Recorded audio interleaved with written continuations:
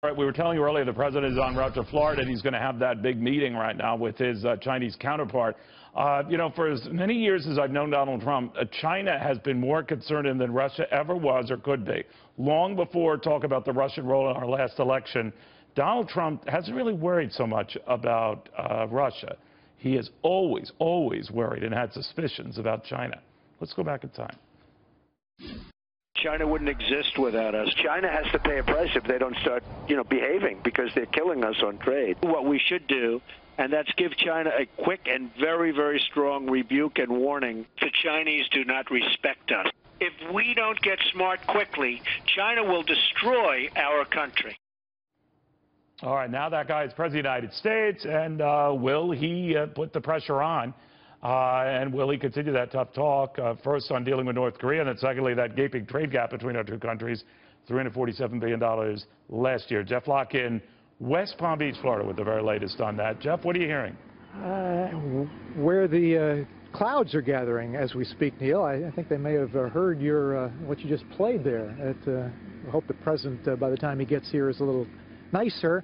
But, the president has been moderating that tone more recently. He backed off on Taiwan after taking that call from the Taiwan president in terms of the currency manipulation. He said he was going to label China a currency manipulator right away, didn't do that.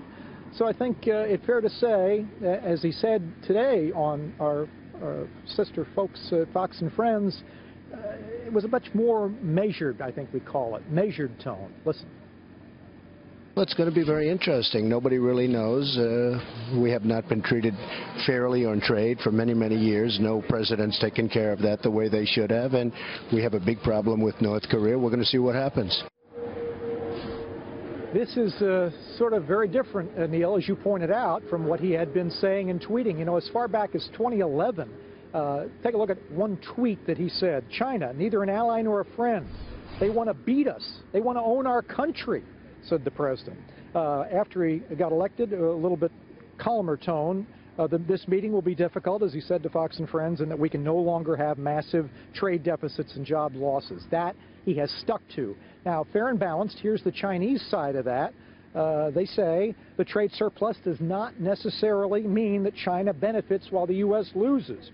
About 40%, they claim, of the trade surplus that China has over the U.S. is generated by companies, U.S. companies doing business in China. But, Neil, I'd point out, and I know you know this, that if you want to do business over there, you have to do it with a Chinese partner. If a Chinese company wants to come over here and do business, they don't have any such requirement. And the president has suggested maybe he will take some action on that. I guess we'll find out here in the next 24, 48 hours. Yeah, one of the things I hear, and you're closer to this than I am, but that Xi Jinping does his homework on whenever time it comes to this country or any country. And he knows that what is key for Donald Trump is having a tweetable victory.